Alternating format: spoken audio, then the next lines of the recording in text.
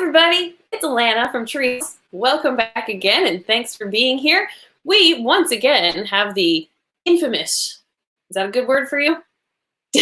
Daniel Quagliozzi, talking about cat behavior. Welcome, Daniel. I'm back. You're back! Happy Friday.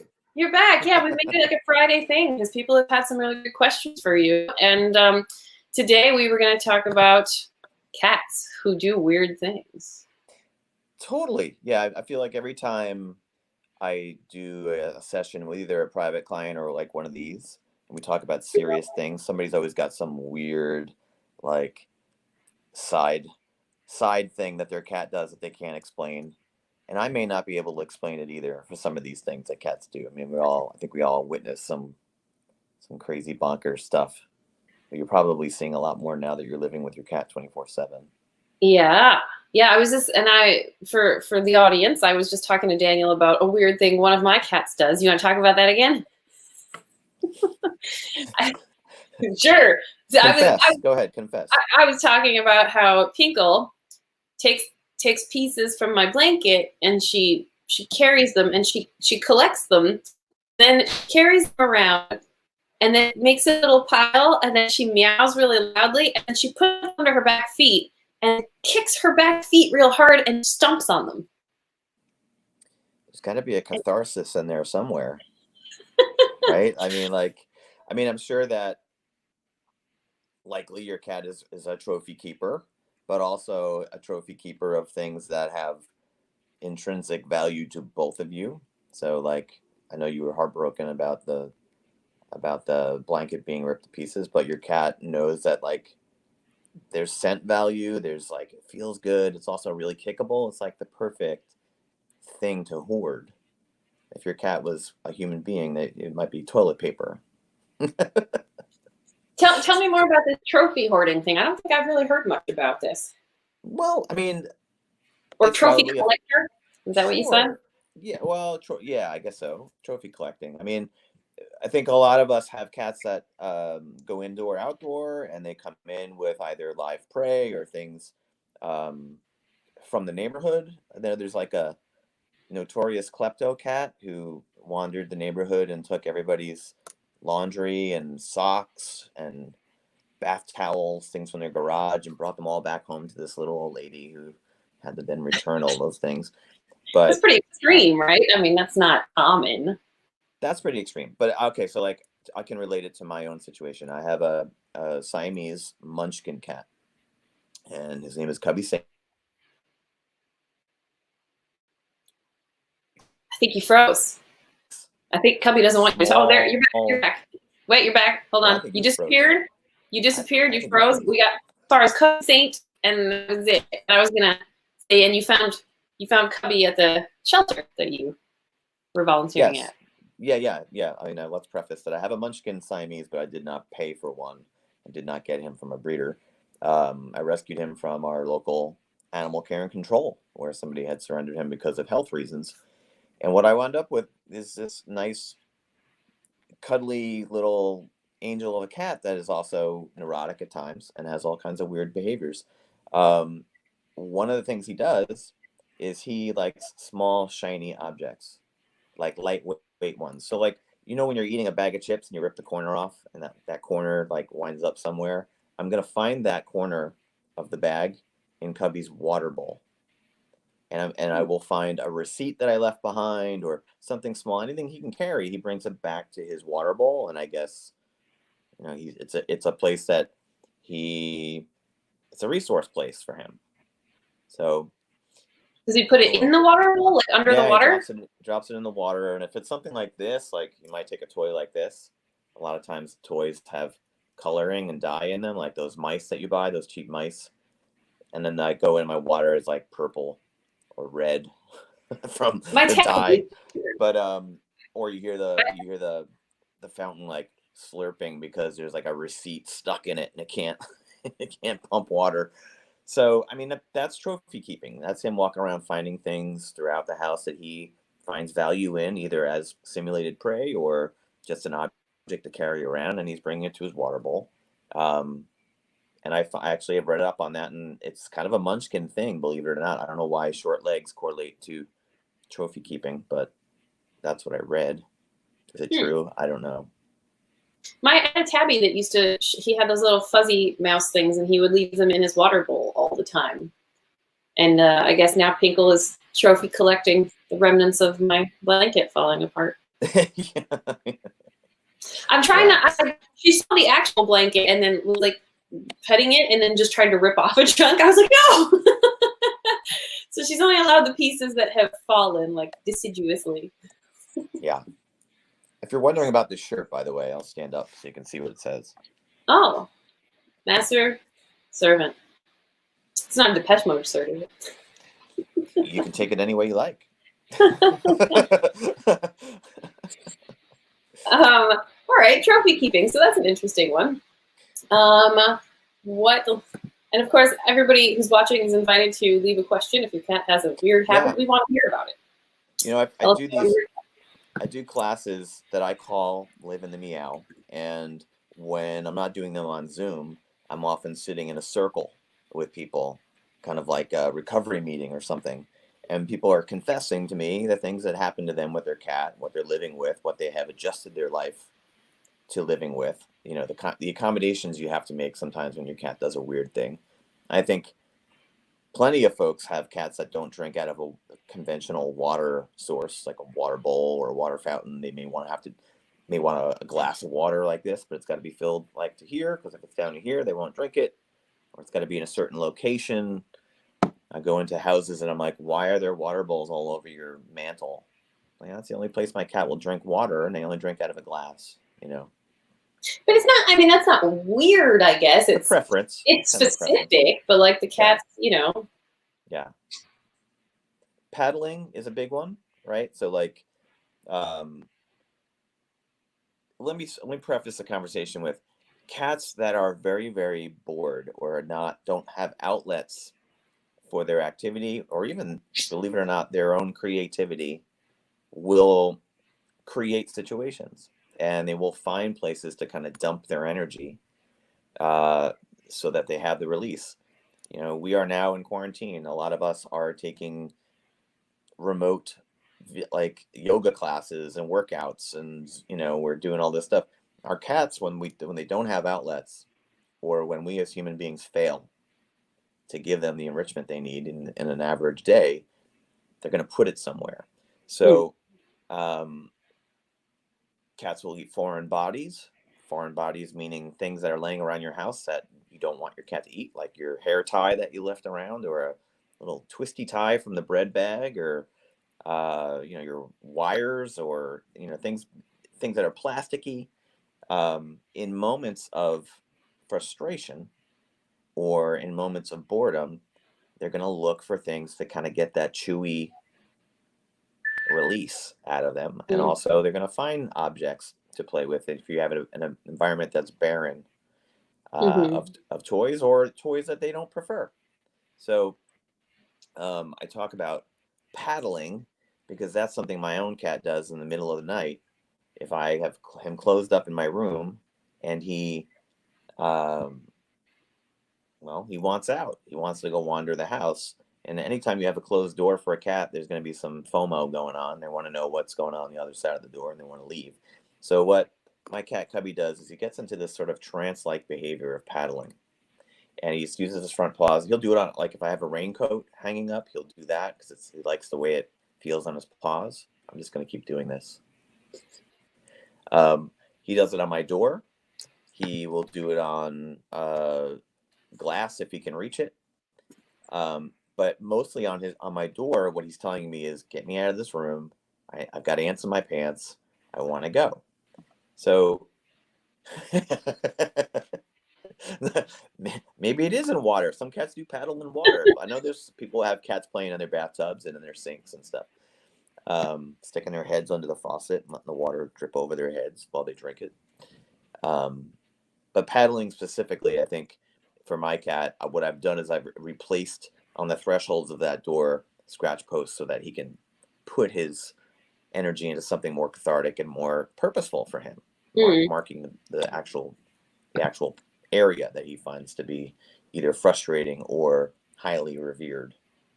Is that the same thing? So like I had a cat who would scratch glass. Like he would look into it like hypnotically and like do this just for 10 minutes at a time. Yeah. I mean, I talk about cats being these really great Zen practitioners. They can really figure out how to just zone out and remove all the distractions. But that doesn't mean that they don't appreciate getting into a moment that feels self-soothing. So this motion is all, it's energy releasing. It's like you sitting at your desk and you got restless legs going, underneath the desk the whole time. Some of us need to move. Your cat it's like a double benefit. The energy is getting released, but there's this nice soft thing that is unencumbered, right? So it's almost like in a way, running on a treadmill, which I do suggest. If you have a cat who will run on a wheel, get one if you can afford the space for one. Mm-hmm. Yeah. I don't know where I'd put one here. Maybe on a wall. So. They do take up, a good a little big. 4 feet long. On that note, so some people had started asking a few questions. Karen said, "Why does my cat like to lick plastic?" Is that sort of on the same thought? Yeah, plastic's a big one because it's everywhere. Unfortunately, it's everywhere. Our whole world is covered in plastic cancer, but our houses have so many opportunities for plastic to be used inappropriately. I'm quoting it because it's your cat doing stuff with what you have available, right? So plastic it's made of petroleum. It's got a mouthfeel to it, a taste to it, a temperature to it. For cats that like to chew, maybe if they were eating a mouse, they'd be spending time chewing on those bones and the cartilage and stuff. This is something that's in your house that provides, again, a catharsis, like if you have a cat that's a little bit mouthy or a little bit orally fixated, they do tend to devote their time to chewing things that are plasticky. Wires are nice because they're hard and crunchy, right? And you can pierce them. We have plastic bags in our houses. So I can tell you again from personal experience, if it's 5 minutes before mealtime, and God forbid I have done something else besides get that bowl of food and bring it to my cat, he then redirects to whatever he can find. Any port in a storm. Oh shoot, there's a bag, and he'll start chewing that bag. Or I'm in another room and I can hear him sneezing. And when I hear him sneezing, I know he's got a bag in his mouth. Ah, okay. So it makes him sneeze. It requires us to manage it. It requires us to be better at keeping those things out of reach, or maybe being more strategic about where our garbage bags are, if tying them real tight. My fear is that if he goes in our bathroom and chews our bathroom bag, he might get some dental floss in his mouth or something that's in there, and then he's gonna, it can be a problematic ingestion. So, what can you do? Well, remove the plastics as much as you possibly can, but also think preemptively.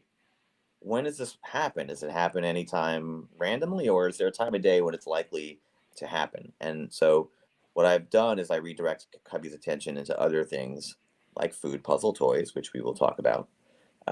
And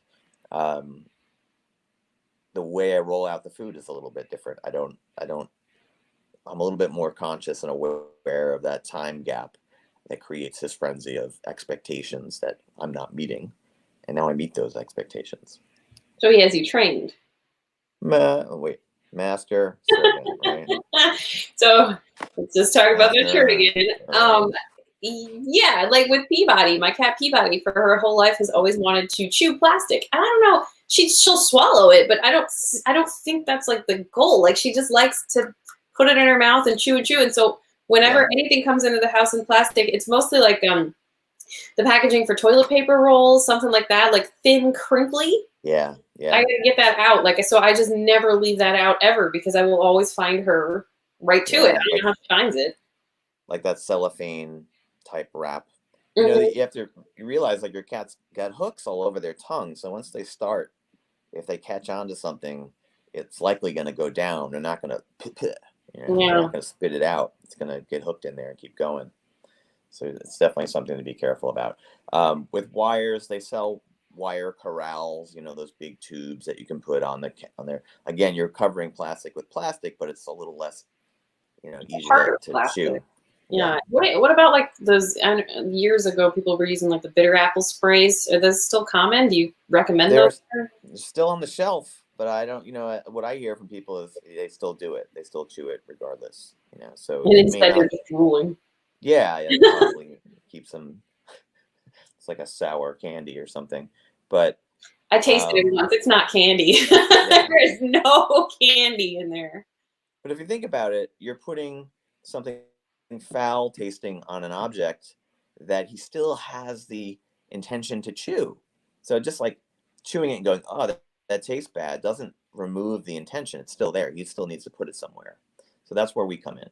And I talk about boredom. I talk about cats seeking benefit all day long, and some of our cats take it, they set a really high bar and they keep it high. But likely, if your cat is chewing things or getting into trouble, it means that you, as a guardian, I'm sure you're doing your best, but you can do more. I'm trying to think of what I can do for Peabody to get her away from plastic. She doesn't do much. She's one of those like hang out chill cats. So we have some other questions here. Jean says, my cat likes to crawl into bed with me, purr, and then bite me. He bites hard and latches on tight. It leaves bruises and sometimes draws blood. He's 7. Yeah. Wouldn't say it's a weird behavior. It's actually quite common, but I think just because a cat is cuddling with us and getting in the warm, cozy spot with us doesn't mean that play isn't their intention in that moment too. So once bitten, twice shy. Maybe in the future, now this is coming and the cat's going to jump in your bed. And the purring is what fools us. The purring is like, oh, he's in this nice cuddly mode, but purring, feeling good. And sometimes when they feel that way, if they were with another cat, they might actually start licking that other cat and then start to bite that cat a little bit. And then that engages into a rough tumbling play, and then off they go. And maybe one cat doesn't want it when the other does, but you're basically in the line of fire of that. So what it means is your cat still has some play left, and maybe that half hour before you go to bed should be a bigger, broader, exhausting workout for your cat with a toy that doesn't keep him close to your body, but one that instead has a big, long, retractable stick and a door on the end. That's a caterpillar. It can't be the caterpillar. How about the mouse? We'll be a mouse today. Last week I was the caterpillar. Yeah.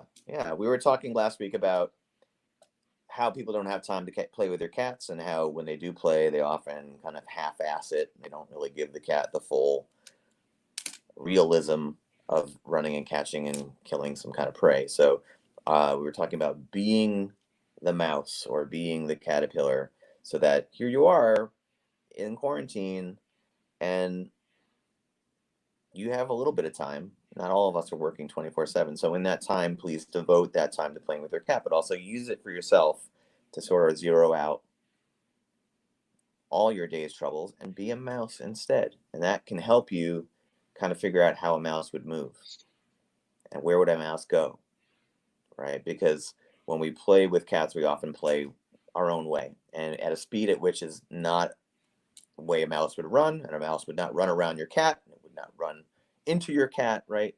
So we often stand still and we play with our cats, and we get bored and they get bored, and that's it.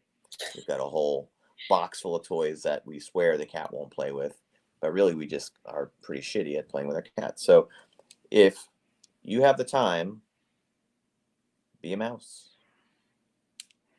I tried to be a caterpillar last week, and after our conversation, and then I showed you a short clip of me being a caterpillar, and you said it didn't look like a caterpillar, and it looked like a bear. It looked like you were being a bear, but that's okay. She was enjoying it. I don't know. Caterpillars go raw. She seems to like it. I don't know. She leaps away. She frolics. Yeah, it did not. Did not. Oh, you froze again. You froze while critiquing play style. What? I think you're the one who's freezing. I'm doing fine. All right, we have more questions here. Justine says, why does my cat insist on sleeping on my neck at night? Your neck is warm. Next question. I mean, yeah, it is the warmest. Like, if you're looking around, that's the warmest spot, right? Your whole body is under the blanket. It's just your face and your neck are the only bare skin, and likely it's probably about 98 something degrees. So put a heating pad back next to your bed. See if the cat chooses that over your neck, because likely at some point you're going to be like, get off my neck, and he can sleep on that without being disturbed. Here's a question. My little friend just walked in, and I know I've asked you this maybe, well, I told you about this, but this guy just really likes to lick my face any chance he gets near my face. And he just does it and does it and does it. And sometimes when he gets really relaxed, he uses his paws and he like caresses my face. And he doesn't do it to anyone else. Well, number one, he doesn't really like a whole lot of other people because he was an outdoor cat and he got really habituated to me. And anybody that he does know, like, you can hold him, but he'll give you like and then he doesn't want any more to do with you. But for some reason, when it comes to me, it's just nonstop. Ow. Ow. Yeah, that's just social bonding at its purest. I had a cat in the past that would just clean my hair and clean, lick, right? But it's the best of the best right there. Although at some point it's like, okay. I mean, you can see him right now in my hand. Like, yeah. Every time I hang out with him, I'm covered in cat spit. What kind of mask are you wearing in the evening? Are you wearing some sort of on my face? No, apple caramel mask or something? No. I rarely do the face masks or things like that. There's nothing. I mean, there's nothing on my face. I used to put coconut oil on my skin, and now the jar of coconut oil I have is pretty much reserved for the cats because I used to put it on me and they'd lick me, and now when I'm done with a shower, they assume it's coconut oil time, so I give them a very, very little tiny bit for them to enjoy. But other than that, I've stopped putting it on my face because I thought maybe. It's kind of like, facials now. We can't go out to get a facial, so he exfoliates. So it's not like, it's not a weird OCD habit or anything. He just really likes me. I mean, it could. What? It could be something that over time you two have established that this is the thing that you do, and you're getting groomed, you're getting cleaned. That's a gesture. It is. Yeah. Even if I'm like on the floor, he'll just come over and it's all he wants to do with me, though. That's the weird thing. It's like I can't hear him there's no break. Like with the other cats, there used to be somewhat of a break, but not with him. It's just like the minute he's with me, I'll just take it as a sign of love. Yeah. All right, some other questions here. Liz says, our almost 1-year-old cat sucks on the tassels on our felt blanket until he falls asleep, but he can only do it if one of us is there petting him. He often actively tries to get us to go over to the couch so he can do it. He did this the very first night we brought him home as a kitten and has done it every day since. Insane. It's kind of like suckling behavior.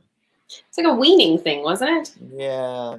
I mean, your cat may not have benefited from the full extent of weaning from their mother, and sometimes they will find, a lot of times it's wool or fleece is very popular, fleece blankets and stuff. But I think it's two things. We've got a socially bonding moment and also an orally driven fixation. And if your cat can then command you to come over and then like physically give them a back rub and all that stuff while they're doing that, isn't that like the most perfect self-soothing moment you could ask for? Yeah, I mean, Peabody does that. She's the one who chews the plastic, and she suckles. But she said she was taken. Somebody found her on the street and couldn't find the mother, and took her in when she was like 3 or 4 weeks old, probably 4 weeks. And so I kind of always assumed it was like if they weren't weaned properly, is what I had heard. So she does that all the time, especially if I'm wearing it. Like if it's something I'm wearing, she goes for that over anything else, and then she will suckle until she falls asleep. I feel like we're having some internet. I had a client that. Am I back now? Well, your voice is there. Oh, okay. Am I back? No, I mean kind of. Like I can hear you, but you. I only get like a picture every 5 seconds. That looks better. Okay. Okay. I had a client who insisted on only wearing fleece, like those vests, you know. And her cat used to eat holes through that thing.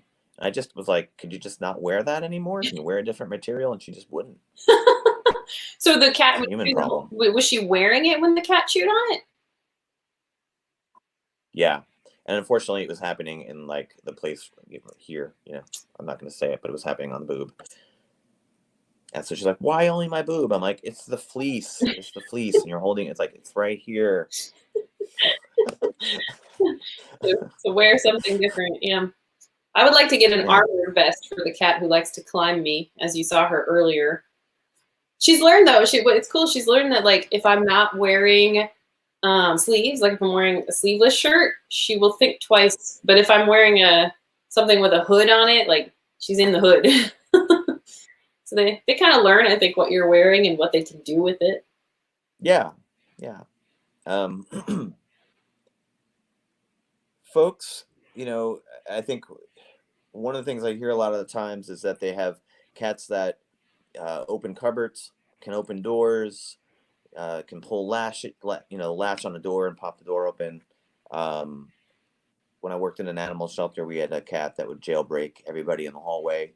And you'd come in the morning, and cats would be in different rooms with each other and have eaten each other's food, and just went visiting. But in your home, likely that happens with your cabinets and places because they're trying to find resources and food, right?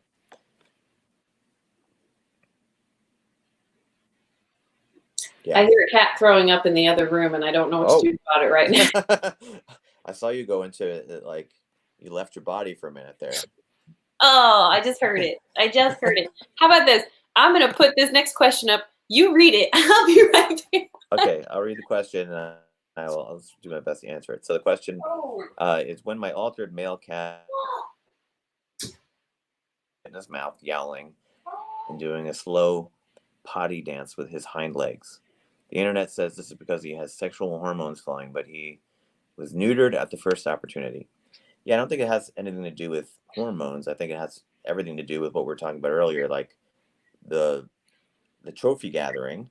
And often this happens in the evening. I know this particular toy right here. I don't love this toy because it's so short and it makes you loom over the cat. But if I leave this out, my cat Cubby for sure is going to walk around with this and do that exact same thing. Meow, meow, meow. It's almost like he's singing a marching dance or something, right? So I think it's just that. I think it's your cat loud and proud playing with your toy. And if it doesn't, if it's just short lived and it happens when they're done playing, then that's the best you can ask for. So it's not truly an abnormal thing. I think it's just something your cats do to celebrate a little bit. Looks like I missed a good question. Sorry about that. Yeah, we're done. Talk amongst yourselves. I did not find anything good in that other room, let me tell you. That was oh no. I wanted to show you some things. Now, we're talking about cats that get in trouble, right? Sometimes cats, they go in your recycle bins, your garbage, they pull out food. And I wanted to show you some things that are probably in your recycle bin right now that you can use to add enrichment to your cat's day.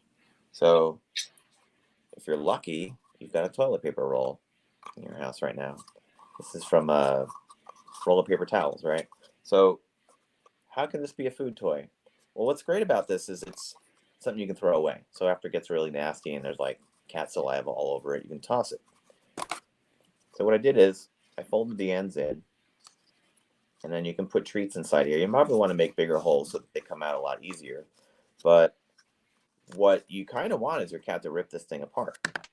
So if the food doesn't come out and they're really, really hungry, they'll spend time trying to figure out how to make a bigger hole and get it open and tear it open, and right, and then you have mission accomplished. Maybe that's an hour that you killed, right? Something like this, we've got them, right? I tried to poke holes in it earlier, but it just looked sharp and jagged. So if you have something that cuts an actual hole in it, Oh, like a drill bit? Yeah, or something. I mean, anything you can like poke and then make it a little bit bigger. But you can put treats in here, use the top, a couple holes in here, a couple holes on the side and the bottom, and it's light enough in weight that your cat can kind of flip it and toss it.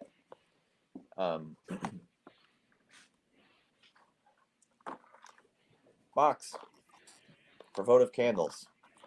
If your cat is like not particularly skilled, take that out. It's just a box. Your cat is not skilled. I mean, I hear that a lot. They're like, my cat won't do it. He just doesn't figure it out and he walks away. Well, make it super easy for like 6 days, and then you make it harder and harder. So you can use an empty box, and then you can put the partition in. And this doesn't look hard, but if you're my cat and your legs are this short, it's going to be kind of hard to get something out of here. And as you try to get it out, the box is going to push along the floor and the carpet. So they have to figure out like, okay, I have to like sort of temper my feet. I have to dial it down a little bit so that I'm not too much pushing this. And it's just something that hones their time and their intelligence so that they're not picking through your cabinets or your garbage or, ripping open a bag of food. These things that are happening that we consider total pain in the ass and their misbehaviors are actually your cat's skill set being used in ways against you. So you can take that power back because you don't have any hardly, and then hone that into something like a food puzzle that keeps them busy. So it's not taking the power back. It's really just submitting. Yeah, sure. Surrendering. Yeah. Surrendering. It's a nicer word. I only like to use surrender with cats in this context, because if you're surrendering, it means you're giving up or giving in, right? Right. So, we don't surrender our cats. Right. Surrender yourself. Our cats. Surrender yourself, not your cat. And that's what this is all about for me. The whole what bridges the gap between what we want and what they want is compromise, like any relationship you have in your life.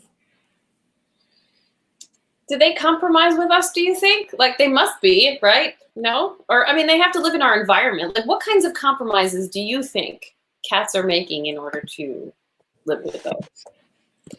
I would say, what things are they tolerating instead of compromising? I mean, well,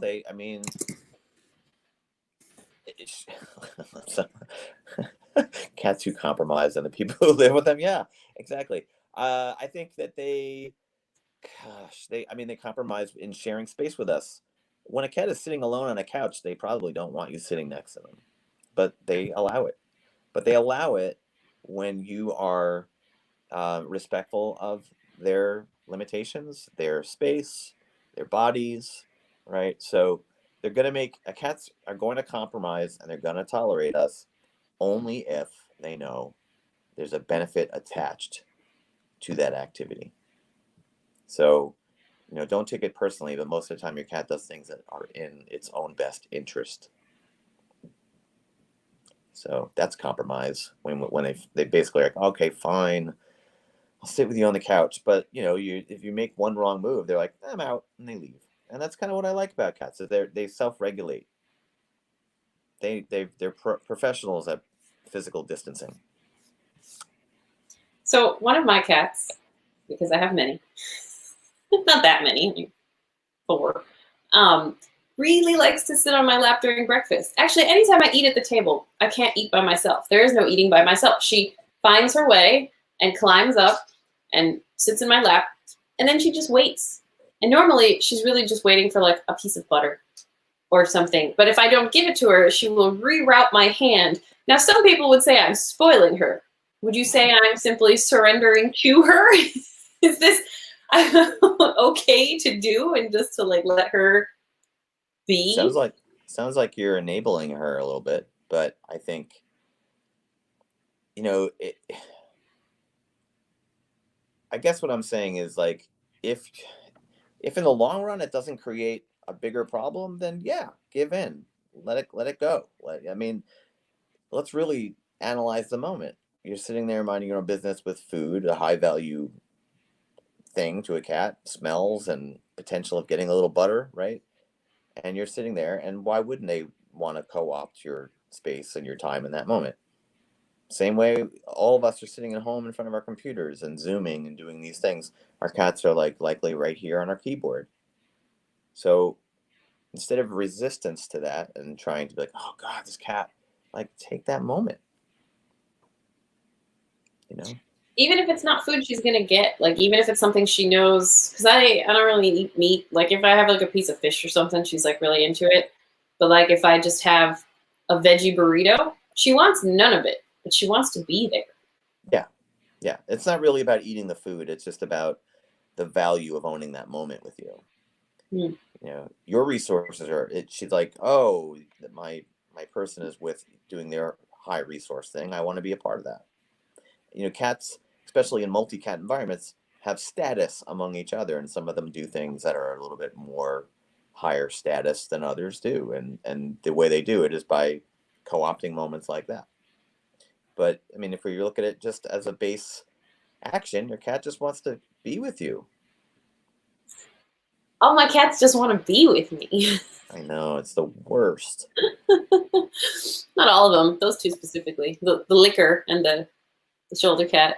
I feel good Yeah. about that. I think it's like cool. Like if a cat actually wants to like seek you out and like you're walking along and this cat's like, hiya, from the ground onto your shoulders, I take that as like a huge compliment that she wants to like walk around the house with me just because she likes hanging with me.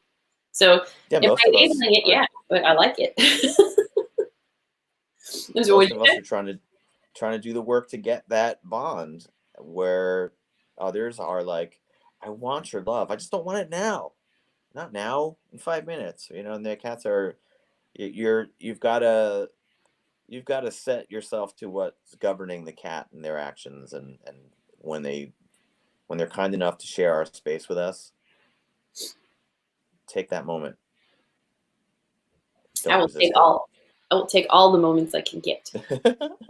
There's another question that came in. Ellen, my male cat is kind of OCD about his litter box. Whenever he goes, he's there for several minutes, scraping at the walls, digging, burying, going out, but then walking back and digging more. There's plenty of litter, so he's got enough to bury his business. I've never had a cat so OCD about the bathroom. Why is he extra preoccupied with it?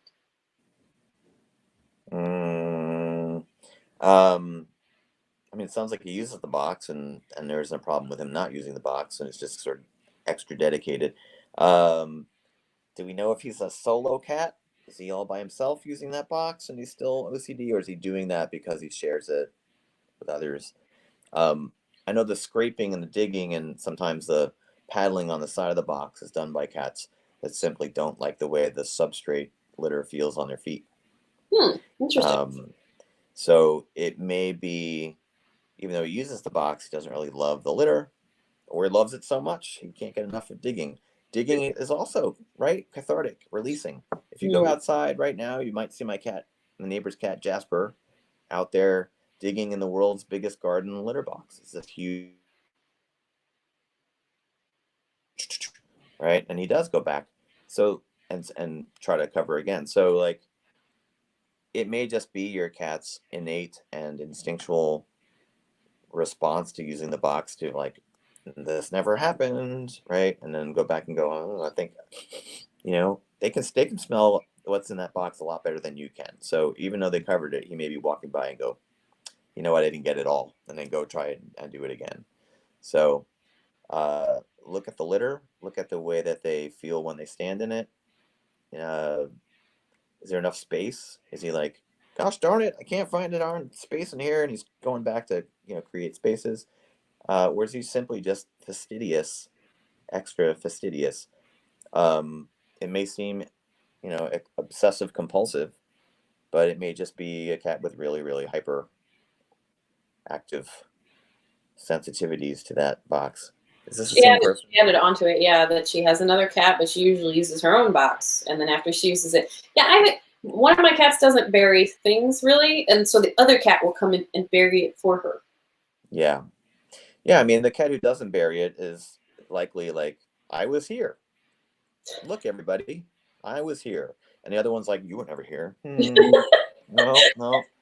So, I mean, if you got cats, and even though they have their own boxes, try adding a third box and see what happens. They each have their own, but likely that cat who is going from their own box to the others and covering it, um, underneath it all, that cat might be thinking, I'm protecting all these, everyone in this house from predators. Nobody knows we're here. Like it's really about not letting others know you exist out there, because there are predators. Cats are predators. They also are prey. So some of them want to be seen, and other ones don't. I mean, they're all different. I mean, in a home environment, for sure, it's safe. There's like never any threats, but there's still instinct and impulse that makes them do these things. But depending on their relationship with each other, that could also dictate how much time they spend in their litter box, covering it up or not. Mm-hmm. I have a few from each camp. Let it be seen, and nobody wants to know you were here. I think we skipped a question up here earlier. Susan was asking, well, since we're talking about litter boxes, why does my cat sometimes put toys in her litter box? It's theirs. No one else is going to use it. I mean, litter box, water fountains, feeding areas, cat trees, these are all territories of high value to your cat. Just because your cat poops in it doesn't mean they think it's gross. They would put things in there. Some cats stay in their boxes and hang out. So, my guess is that you keep it pretty clean. And it's a place your cat actually likes, and it's kind of covert. It's like a little mystery box it can hide stuff in. It's like a good sign, really. Like better than better than finding 20 of them under the couch next year when you move it. I kind of like that though, because then they get all excited again. Like Pinkle has these little woolly balls, and every time I move furniture, they're all under there, and so I pull out like 10 of them, and then she starts going nuts again, and then they disappear. It is like she gets new toys all over again when she finds them. Isn't it amazing how quickly we forget about the toys we bought? Like, oh, I forgot I bought that. And you like give it a quick catnip refresh and resurrect it, bring it back from the dead. I brought some fresh catnip in yesterday, and they were one of them was really into it. If your cats like catnip, try Silvervine.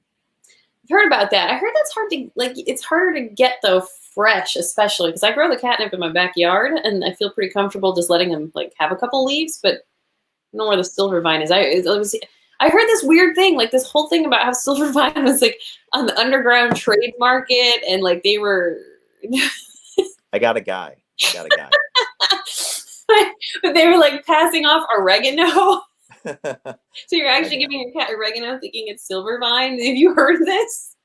I have Silvervine right here in powder form that I bought from. It's a quick plug, but Desi and Rue. Desi and Rue is one person. Dr. Lynn Barr basically has a toy company, but she makes these little clouds, Cloud 9 clouds. It's like a little cotton ball and a little thing of Silvervine. It's a lot more potent. A little can go a long way. You look like you got a guy. You look like you got a lot of underground. I got guys for a lot of things. Yeah.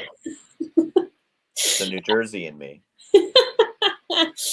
I think that was it for our questions thus far. If anybody has any other questions that you're dying to know about, let us know. What other kind of weird habits? I'm trying to think of like weird things my other cats do. They all do something strange. A lot of people have cats that hump them, hump each other, hump pillows. My dog does it to my cats. I don't think that's the same though. No. And they let her. Yeah. You see it a lot in male cats. And you can see it with males with other male cats. Actually, I see that more than I do with males and females. You know, when you're stuck in a box with somebody, 365 a year. But this isn't spayed and neutered cats, right? It's like you're not. Yeah, yeah. Even though they're spayed and neutered, I think there's still, I don't know. I guess we call them sexual urges, but it's really like, I used the word status earlier. Like some cats that have, uh, they assert their status in this way, which is by pinning another cat. Starts off by grooming sometimes, and then the grooming goes a little bit awry, and the next thing you know, they're being pinned, and they're humping. So you know, it's arousal. It's a cat being aroused, and also, you know, it feels good to release that. There's a blanket that I have here. It's this green sort of, I don't know what it's really fluffy.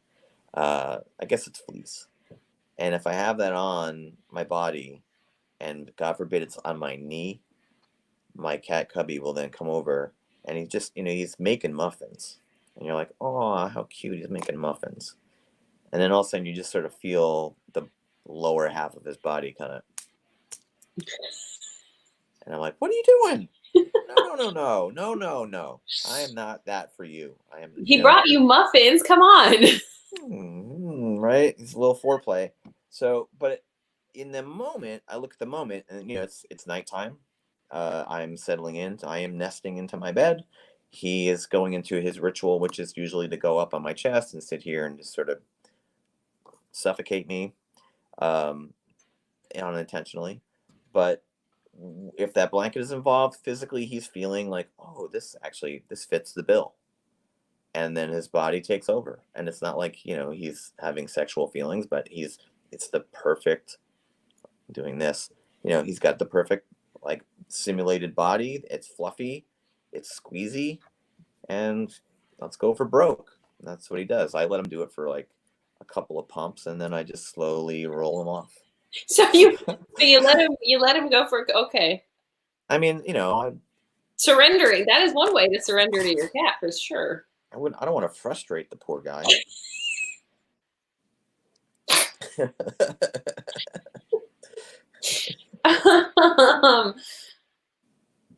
My cats prefer biscuits. They don't do muffins. It's biscuits. Biscuits are muffins on the East Coast. It's biscuits, you know. Oh, in the Midwest. Biscuits in the Midwest. Okay. I don't know what it is. I mean, on the West Coast, it's both, I guess. I'm bi-coastal. So you brought muffins with you from New Jersey to San Francisco. Maybe it's cannolis in New Jersey. Cats making cannolis. I don't think you need to like knead a cannoli because it's not really like a dough, you know, like muffins and biscuits they grow. They're like kind of. Then again, muffins you don't really need to knead either. I think it's bread, really. I'm no expert on any of that. Sourdough. Sourdough bread? Yeah. Right? Sourdough bread? Yeah? Yeah. Clam chowder in a sourdough bread bowl. That's a San Francisco thing. Sorry, never mind. I've never been there, but apparently it's delicious. We have another question. Millie says, my neutered cat sits up on the couch and plays with his penis. Is this normal or should I go to the vet? I would go to your vet. Does that sound like... In fact, call them right now. No, I mean, is it normal? There could be a urinary tract infection going on and your cat's licking to soothe the burning. I mean, that's the first thing that comes up. Sitting up on the couch to, you know, access it. Pay attention to whether that happens right after they come out of the litter box. And then the next thing you know, they're looking over there. But it could be your cat aroused, like I just talked about, because when Cubby does that, a little bit of lipstick comes out of that thing. So I'm talking about a cat penis. It's this little furry thing, and then the little thing comes out. Lipstick. Lipstick, yeah. I mean, Anyway, I think. Man, this one went south. This is our. This will be Well, we are DQ's talking last about weird. episode with us. We set the pins up for this. This was going to be a weird conversation. But I think, yeah, your cat's either aroused or uncomfortable. So yeah, go to the vet.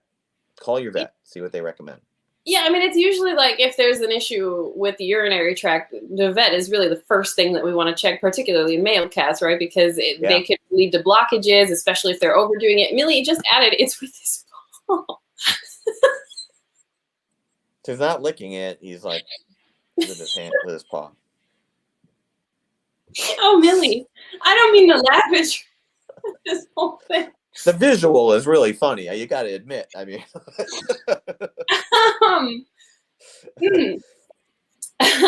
yeah, I would still like to stress that anytime there's a urinary anything, vet is number one, because you never know if a cat, especially male cats, can get a blockage, which can be life-threatening. Even female cats, you still want to get them checked out so that they don't have a thing. But I'm wondering, like, how often is he doing this? Like, has this been like a lifelong thing, Millie, or is this like a new? Yeah. Frequency is important, and also like what precedes it is important. But here's your quote for the day. You can soundbite this.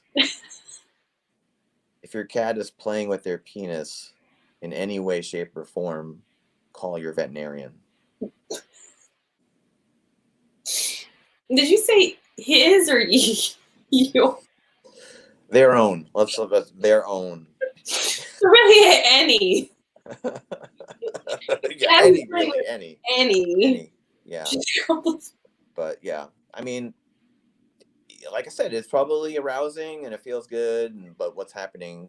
Does it make your cat do other things? Or do they then go and try hump another cat? Like, Millie. Well, there's a lot. There's a lot that could be going on. So first thing is rule out a medical issue. Yeah. Then maybe try to track down if there's circumstances that are leading. Yeah. Just because someone said your cat is neutered, it's always good to double check, because I also have had clients that have cats that spray or block. Just maybe a month ago, I was at somebody's house, and this cat was going from, he must have peed in the box 55 times in an hour. And I'm like, why is this cat here? Get him out of here. He needs to go to the vet. He's uncomfortable.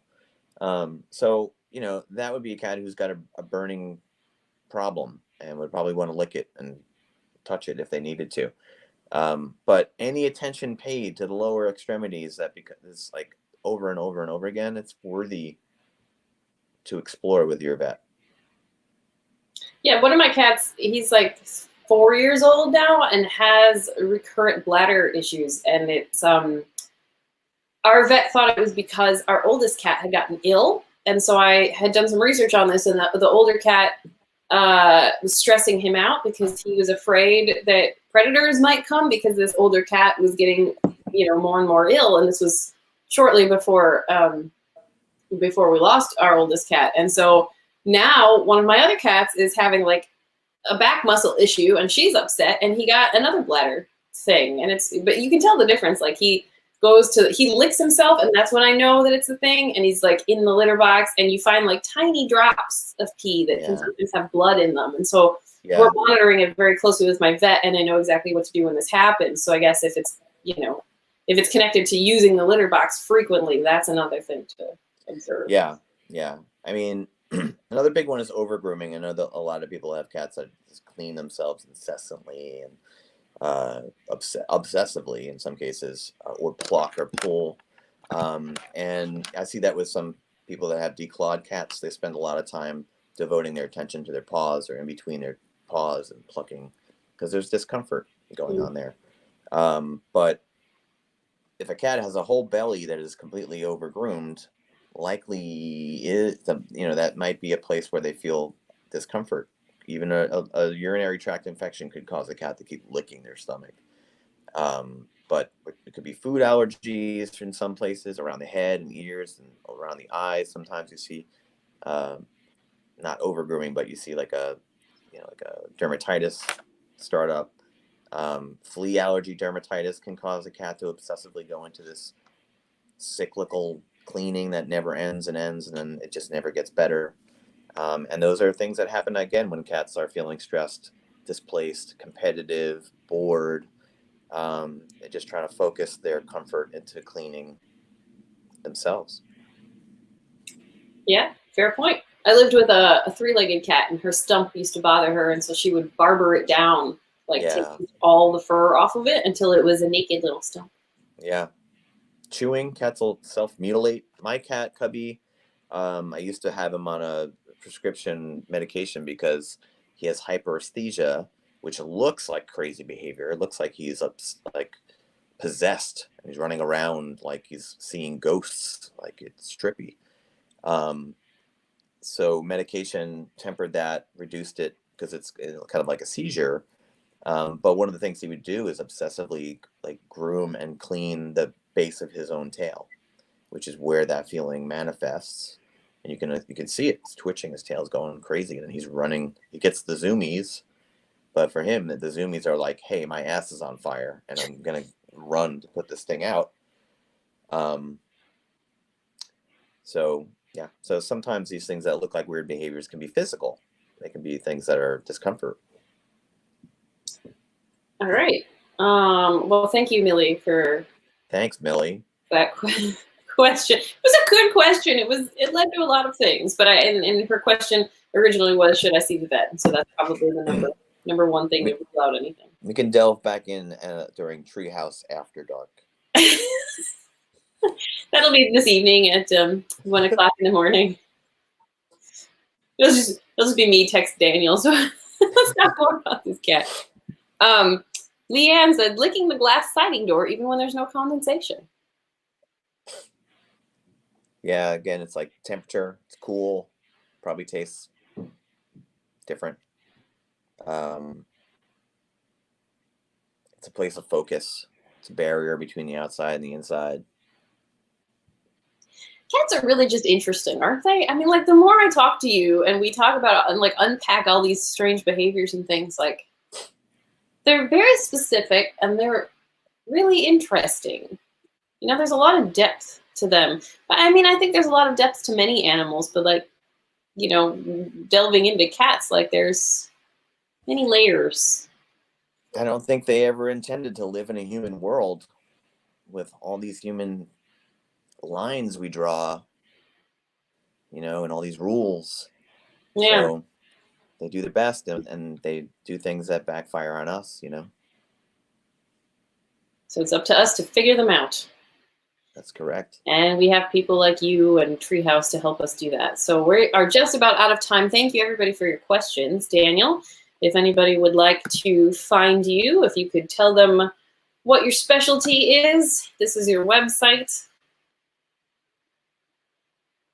He's frozen again. And he's frozen in a nice pose, I guess.